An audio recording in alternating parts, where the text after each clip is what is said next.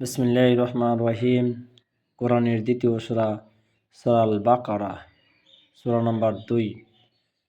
সূরাটি আমরা বাংলা তর্জমা শুনবেন ইনশাআল্লাহ। আলিফ লাম মিম। যালিকাল কিতাবু লা রাইবা ফি। এই পবিত্র কিতাব, যাহাতে কোনো সন্দেহ নাই। উহা পথ প্রদর্শক খোদা ভীরুদের জন্য, যাহারা অদৃশ্যে পূর্ণ বিশ্বাস করে ও নামাজ কায়েম করে, আর আমি তাহাদেরকে যে জীবিকা প্রদান করেছি তা হইতে দান করে। আর তাহারা আপনার উপর যে কিতাব নাজির হয়েছে তাহা বিশ্বাস করে, আর আপনার পূর্ববর্তীদের উপর অবতীর্ণ কিতাবের উপর এবং পরকালের প্রতিও তারা দৃঢ় বিশ্বাস রাখে।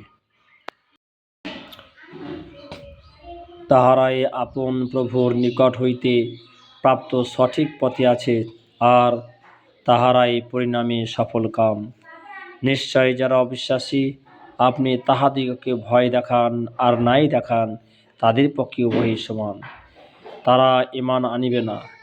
আল্লাহ তাদের দিল ও কানের উপর মোহর মারিয়ে দিয়েছেন, আর তাদের চক্ষুগুলির উপর পর্দা পড়িয়াছে, এবং তাদের জন্যে ভীষণ শাস্তির ব্যবস্থা রয়েছে।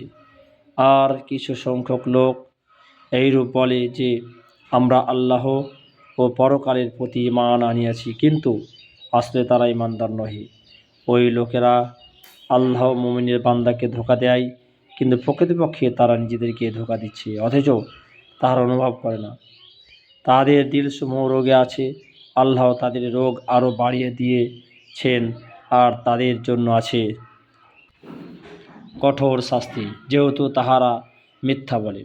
আর যখন তাহাদেরকে বলা হয়, তোমরা জগতে অশান্তি সৃষ্টি করিও না, তাহারা বলে, আমরা তো শান্তি স্থাপনকারী। সাবধান, অবশ্যই তাহারা অশান্তি সৃষ্টিকারী, কিন্তু তাহারা ইহা অনুভব করে না। আবার যখন তাহাদেরকে বলা হয়, মুমিন লোকের মতো তোমরা ঈমান আনো, তাহারা বলে, আমরা কি মূর্খদের মতো ঈমান আনিব? সাবধান, নিশ্চয় তাহারাই মূর্খ, কিন্তু তাহারা তা জানে না। আবার যখন তাহারা মুমিনদের সহিত সাক্ষাৎ করে, তখন তারা বলে, আমরা ঈমান আনিয়াছি। আবার নিজ দলের শয়তানের সহিত গোপনে মিলিয়া বলে, আমরা তোমাদেরই সাথী, আমরা উপহাস করি মাত্র।